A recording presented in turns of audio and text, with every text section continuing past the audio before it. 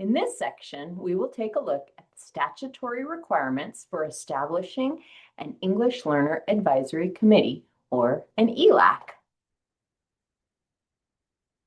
We will look at ELAC's role of serving in an advisory capacity to the School Site Council, particularly on the development of the SIPSA and the allocation of resources to ensure that the academic needs of English learners are prioritized within the school's plan and budget.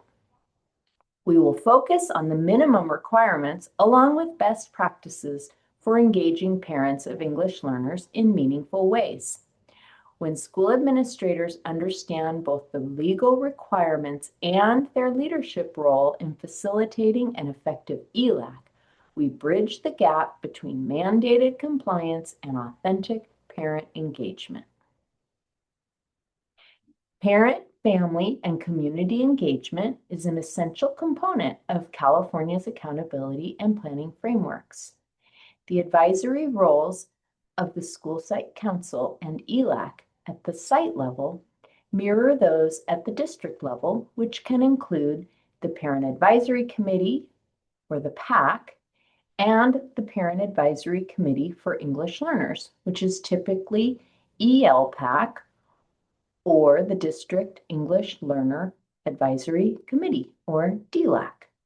These committees are not just best practice, they're legal requirements tied directly to the school plan for student achievement, the SIPSA, at the site level, and the local control and accountability plan, the LCAP, at the district level. The approach to providing parents, families, and members of the community the opportunity to provide input should yield strategic and purposeful interactions that result in partnerships in which parents have a genuine voice in decision-making processes.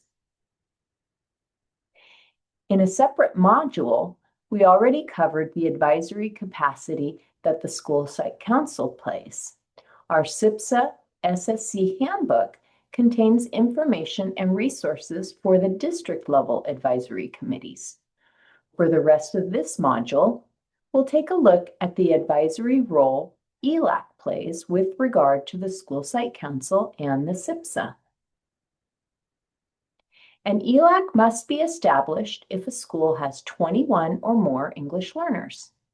ELAC responsibilities include advising the School Site Council on programs and services for English learners for inclusion in the SIPSA, assisting in the development of the school-wide needs assessment, and supporting efforts to make parents aware of the importance of consistent daily attendance. The ELAC must have the opportunity to elect at least one member to the DLAC. These are the steps that are required for establishing an ELAC. Step 1, verify that there are 21 or more English learners at the school. If the number of English learners is close to 21, it's best practice to establish an ELAC anyhow, so the process doesn't need to begin mid-year if new English learner students enroll. It's not allowable to wait until the subsequent school year to do so. Step 2, determine the preliminary advisory committee size based on the percentage of English learners in the school. The percentage of parents of English learners on the committee must be at least the same as the percentage of English learner students in the school. Step 3, notify parents of English learners and all parents of the election of parents to serve on the ELAC.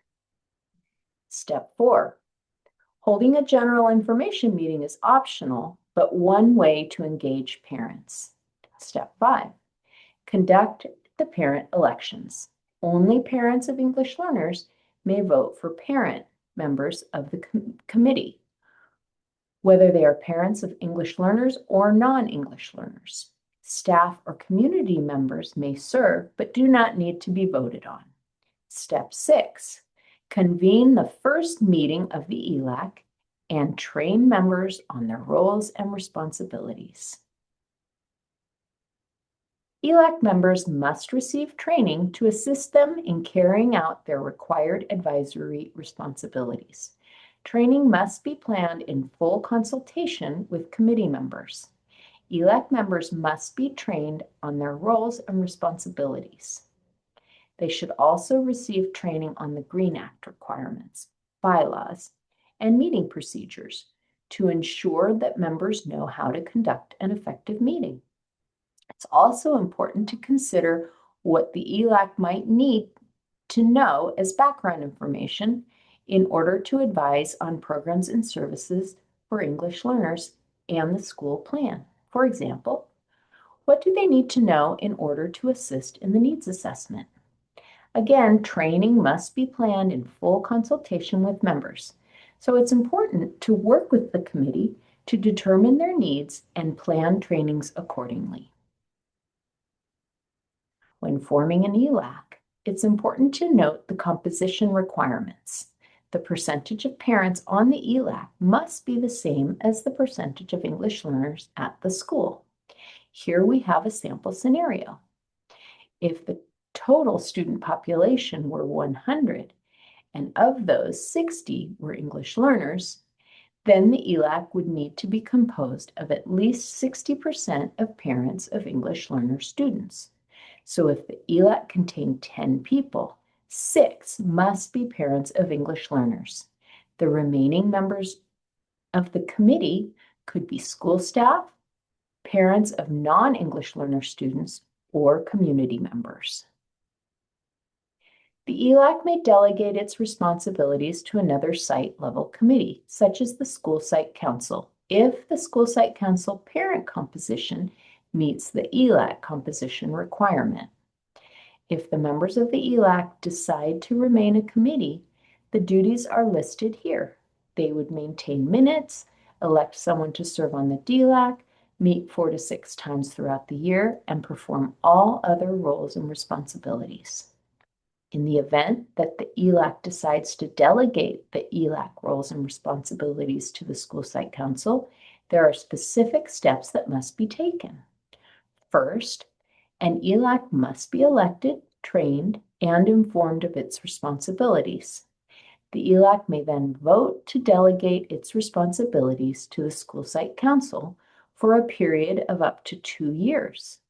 The School Site Council would need to be informed of the ELAC responsibilities and vote on whether they accept those responsibilities. If School Site Council accepts ELAC responsibilities, the School Site Council would be responsible for fulfilling all legal requirements of both School Site Council and ELAC.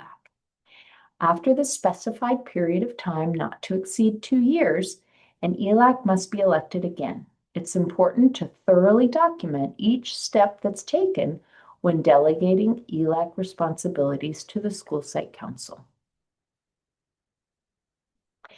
Here are some suggestions for best practices when it comes to coordinating ELAC meetings. Bylaws are not required, but support smooth operation of the committee and provide protocols for addressing issues that might arise. Such as, if a member stops attending, what do we do? It's a good idea to revisit bylaws annually for revision. They also provide good documentation for ELAC practices. Provide presentation slides, handouts, and legal documents in both English and the primary languages of families. Also, ensure qualified interpreters are in attendance at meetings. Remember that language access is not just a compliance task, it's a critical welcoming strategy. Removing the language barrier is the first step in transitioning parents from attendees to active collaborators. Providing translated documents and real-time interpretation acts as a bridge, increasing the comfort level of our English learner families. When parents feel they can fully understand and be understood, they're more likely to stay involved in the school community long term. Schedule meetings when they are most convenient for parents. Annually ask parents to discuss and decide on meeting days and times. May be necessary to vary mornings and afternoons or evenings.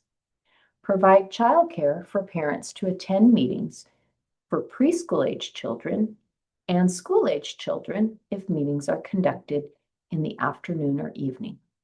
Schedule ELAC meetings after DLAC meetings so that the principal and the ELAC president have foundational material for the meeting.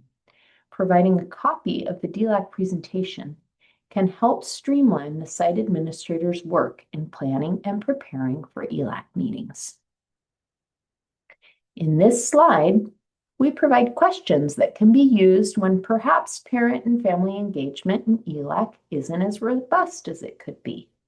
It's important to get the word out in numerous ways: a paper invitation, a text, an email, a phone message, a social media post, and of course, reminders are essential.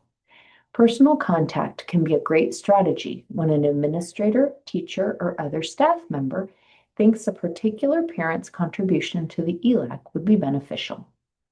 Make it clear to parents exactly what they will gain from attending ELAC meetings. Sometimes there's a misconception about what it entails. Look for barriers to participation. Is the time of day inconvenient? Is childcare needed? Perhaps transportation would help. Finally, how welcome do parents feel at school? How about parents of English learners? This type of reflection can lead to greater parent engagement to include more voices. This concludes the module on advisory committees. As a reminder, this presentation is part of a series. You're encouraged to view all modules in the series to get a full understanding of School Site Council and SIPSA requirements and best practices. Ordering information is on this slide for purchasing our LACO publication on School Site Council and SIPSA, which can also be a helpful resource in your work. Please note that the publication contains additional information about district-level advisory committees. A link to the ordering form is included on this slide.